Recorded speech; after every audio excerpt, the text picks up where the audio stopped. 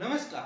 आज आरक्षण के एक सबसे बड़े सवाल पर चर्चा करूंगा कि जो टेट में जो आरक्षण दिया जाता है, जो पात्रता परीक्षा में जो आरक्षण का लाभ दिया जाता है, क्या वो मुख्य भर्ती परीक्षा में आरक्षण का लाभ ले सकता है या नहीं ले सकता है।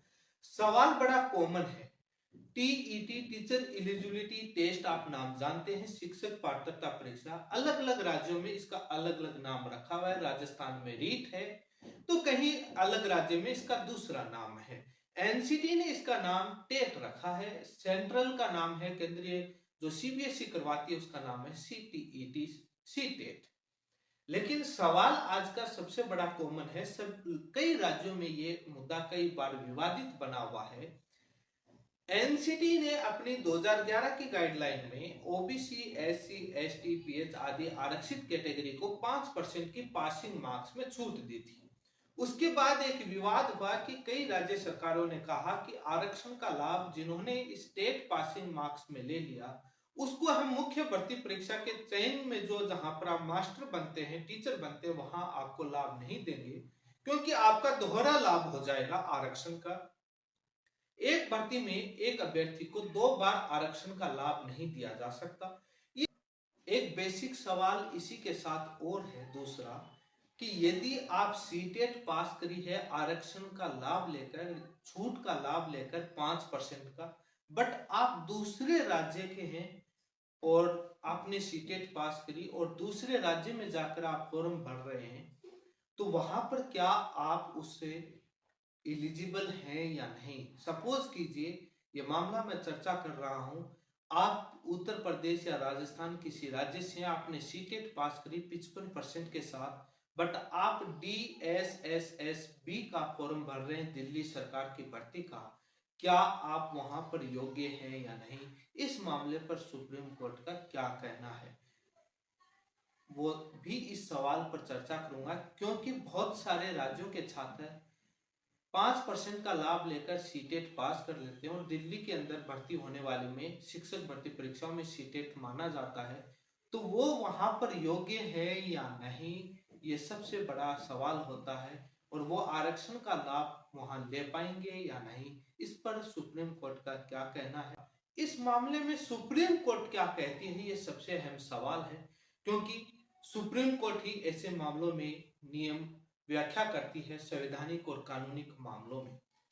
आज इस वीडियो में डिटेल से चर्चा करूंगा। मेरे समझ से बाहर है कि जब सुप्रीम कोर्ट से इतने फैसले आए हुए होते हैं, तो ये जो भी राज्य की सरकार है, वहां के अधिकारी इन फैसलों को पढ़ते क्यों नहीं है। क्या उनको मालूम नहीं होता, क्या लीगल डिपार्टमेंट को भी मालूम नहीं होता कि सुप्रीम कोर्ट ने क्या जजमेंट दे रखा है, क्यों अभ्यर्थियों को पीड़ित करते हैं। खैर, इस मुद्दे से अपने को हटकर मेन मुद्दे पर आते हैं। सुप्रीम कोर्ट का एक फैसला है जो राजस्थान से चला था, विकास सांखला वर्सेस विकास अग्रवाल है। राजस्थान से चला था ये मामला, और 2016 में जाते जाते इस मामले पर फैसला हुआ था डिटेल से, और सिविल अपील नंबर है 3545 से लेकर 3549 तक इसके सिविल नंबर है, बट्टा 2016। बेंच थी ये AK सीकरी और RK अग्रवाल, और जज थे जो इसको फैसला लिखने वाले वो AK सीकरी थे, और ये फैसला दिया गया 18 अक्टूबर 2016 को। ये जजमेंट बहुत ही क्लासिकल हुआ है, इसमें बहुत सारे सिविल अपील लगी हुई हैं।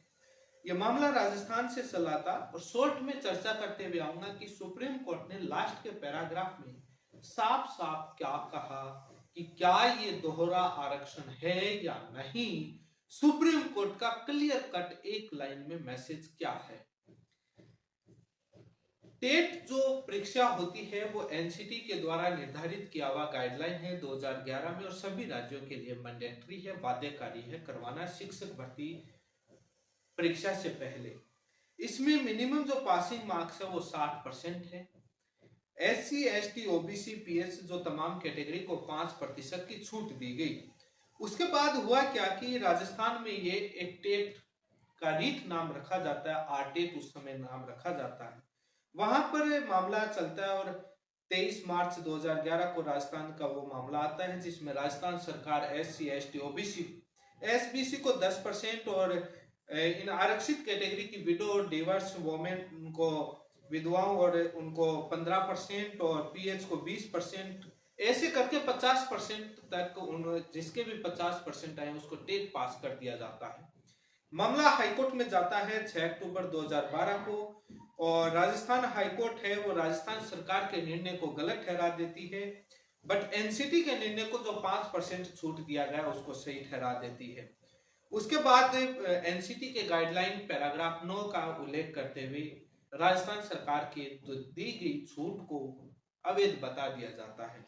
उसके बाद मामला डबल बेंच में जाता है, जहां पर 2013 से फैसला होता है, वहां पर सिंगल बेंच के फैसले को सेट असाइड रद्द कर दिया जाता है, साइड में रख दिया जाता है, ट्वेस्ट कर दिया जाता है, और एसएलपी उसमें सेम ग्राउंड के साथ कुछ रीजंस के साथ वो अपना नया जजमेंट दे देते हैं डबल बेंच। उसके बाद 2013 में 26 जुलाई 2013 को यह मामला सुप्रीम कोर्ट पहुंच जाता है। सुप्रीम कोर्ट हाईकोर्ट के एसएलपी जो 23,508/2013 जो राजस्थान हाईकोर्ट की एसएलपी थी 23,508/2013, इस एसएलपी पर सुप्रीम कोर्ट इस जजमेंट पर स्टे लगा देता है। इसी बीच में 4 सितंबर 2013 को राजस्थान सरकार भर्ती का विज्ञापन जारी कर देती है, शिक्षक भर्ती परीक्षा का सब्जेक्ट टू आउटकम रखते हुए, सुप्रीम कोर्ट के फैसले के अधीन रखते हुए, और इसी बीच में टेट 2012 परीक्षा का आयोजन हो जाता है। ये तमाम होते हुए सुप्रीम कोर्ट बाद में ये तमाम मामलों पर हियरिंग करते हुए सुप्रीम कोर्ट बहुत क्लियर कट अपने फैसले में कहता है।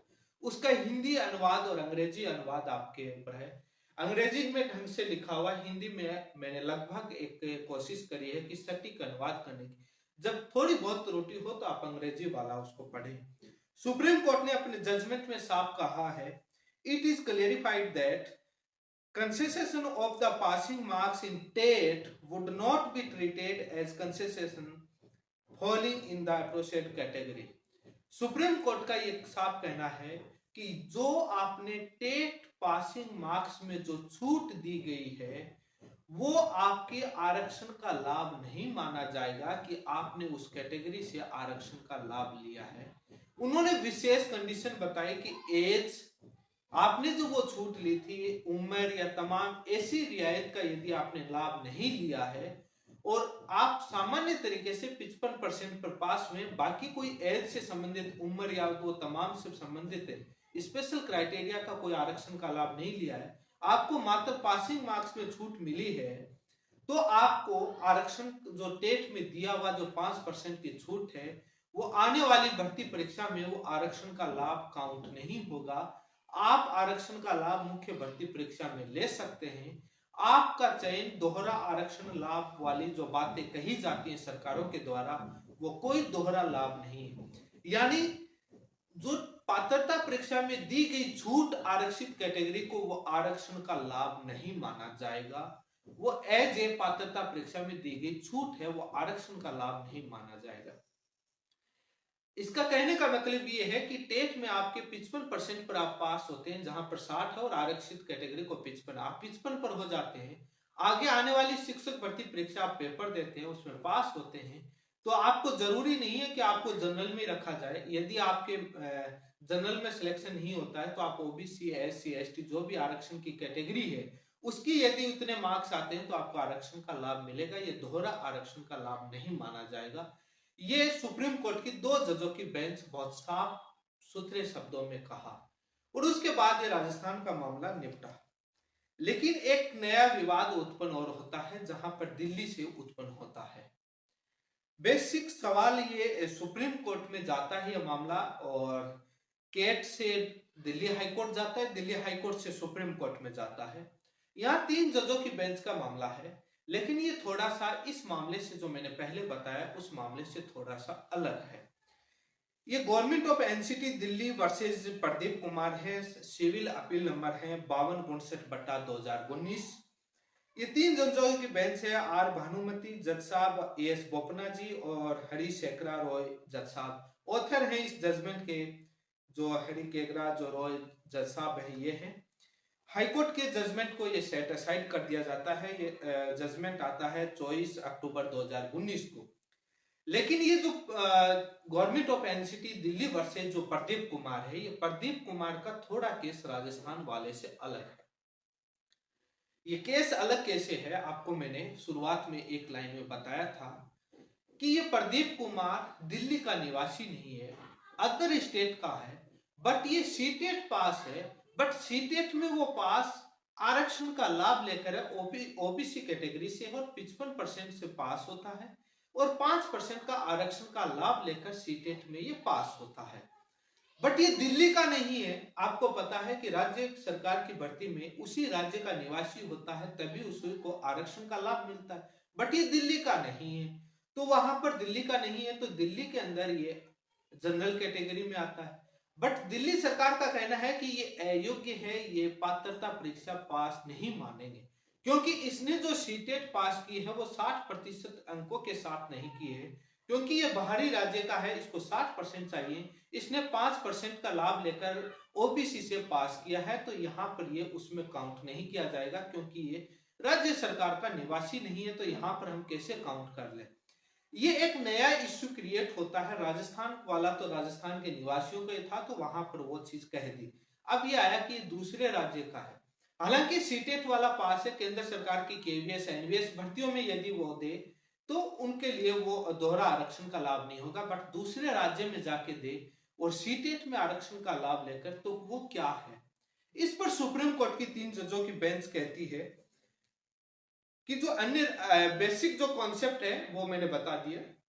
जो विकास श्रृंखला से ये थोड़ा केस अलग है, इसके ग्राउंड थोड़े डिफरेंट हैं, क्योंकि ये छात्र दिल्ली का निवासी नहीं है, सीटेट का लाभ लिया है ओबीसी से, और दिल्ली का निवासी नहीं है, तो राज्य सरकार की भर्ती में वहां का आरक्षण का लाभ लेने के लिए वहां का निवासी होना चाहिए, तभी वो ओबीसी एससी एसटी के सर्टिफिकेट बनते हैं। जाति प्रमाण कास्ट सर्टिफिकेट तभी बनता है। इसका कास्ट सर्टिफिकेट तो नहीं बना, ये जनरल में तो जाएगा। बट दिल्ली सरकार का कहना है कि अयोग्य है, क्योंकि ये ओबीसी से जो पास हुआ है वो उस समय ये राज्य सरकार का निवासी नहीं था।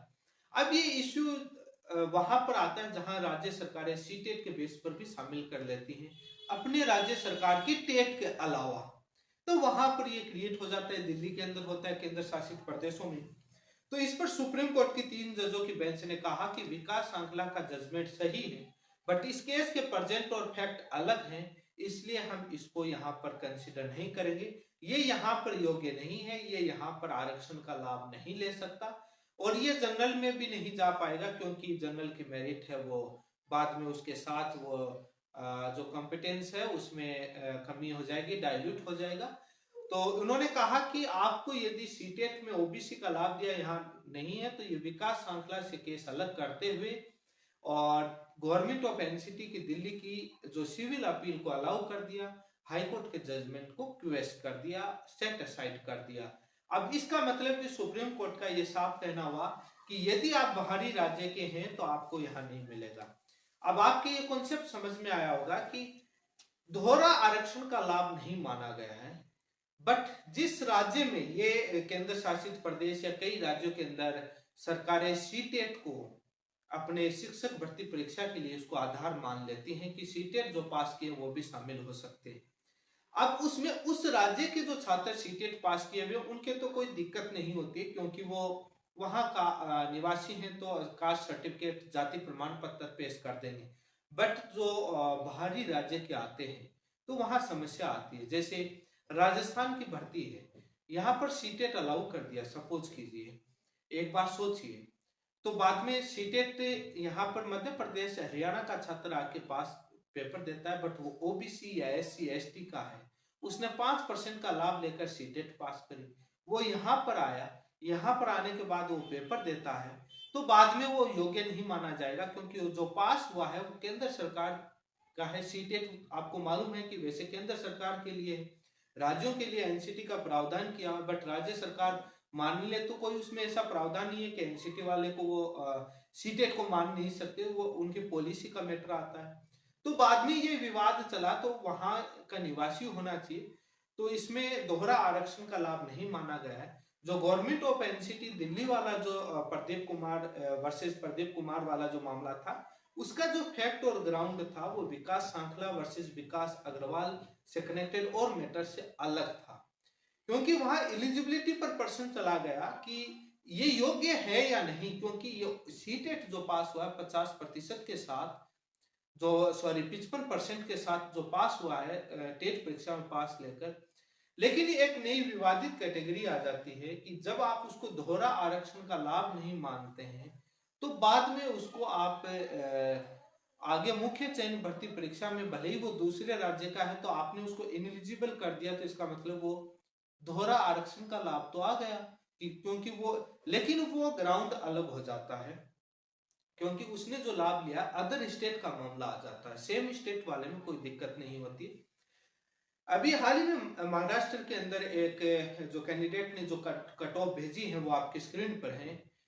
इसी सरकार की तानाशाही की वजह से, नीतियों की वजह से, और सामान्य कैटेगरी की कट ऑफ कम और ओबीसी की ज्यादा चली गई है और बाकी कैटेगरीज की ज्यादा या कम बराबर सी हुई है। ये इसीलिए हुई है कि जिन छात्रों ने, जो महाराष्ट्र के जो छात्र ने मुझे जो बताया, उनका कहना है कि हम टेट परीक्षा में जो 55% के साथ हम जो पास हुए हैं जिस भी कैटेगरी के, उनको हमको जनरल कैटेगरी में ही काउंट किया गया, आरक्षित कैटेगरी में काउंट नहीं किया गया। ये उनके साथ बड़ा छेड़छाड़ किया गया और एक नियम का उल्लंघन हुआ है। तो ये गलत है, सरकारों को इन फैसलों का अध्ययन करना चाहिए। ये रिपोर्टेबल जजमेंट होते हैं, बेस होते हैं, जिसे भर्तियां कोर्ट में नहीं अटके, बहुत वो होता है। उन्होंने मुख्य तौर पर बताया कि ये है, तो वो हाई कोर्ट और सुप्रीम कोर्ट जाएंगे। तो ये दो जजमेंट है जहां पर गवर्नमेंट ऑफ एनसीटी वाले जजमेंट में सुप्रीम कोर्ट ने विकास आंकड़ा के जजमेंट को बहुत क्लियरली रखा है और उन्होंने साफ कहा है कि वो जजमेंट तो वैलिड है ही। उन्होंने दोनों में डिफरेंशिएट किया क्योंकि जो प्रदीप कुमार था वो अपना जजमेंट रख रहा था कि विकास आंकड़ा वाला बार बार रख रहा था, तो उन्होंने डिफरेंशिएट किया कि आपके और उसके दोनों के ग्राउंड में क्या फर्क है, फैक्ट्स में क्या फर्क है, इसलिए उन्होंने ये जजमेंट दिया है। तो आखिर तौर पर मैं ये कहना चाहूंगा, टेट परीक्षा में किसी भी राज्य में जो निवासी है, जो कई राज्यों में विवादित चलता है, यदि उनको आरक्षण का लाभ लेकर, वो छूट का लाभ लेकर, जो रिलैक्सेशन जो दिया जाता है 5% का, वो आपका आरक्षण का लाभ नहीं गिना जाएगा फाइनल चयन में। वो कोई दोहरा आरक्षण नहीं होता है, कोई एक भर्ती में 2 बार आरक्षण का लाभ नहीं गिना जाता है। ये सुप्रीम कोर्ट का डेडलाइन जजमेंट है। इसी के साथ आप सभी का बहुत बहुत धन्यवाद। यदि आप चैनल पर पहली बार जुड़े हैं तो चैनल को सब्सक्राइब करें।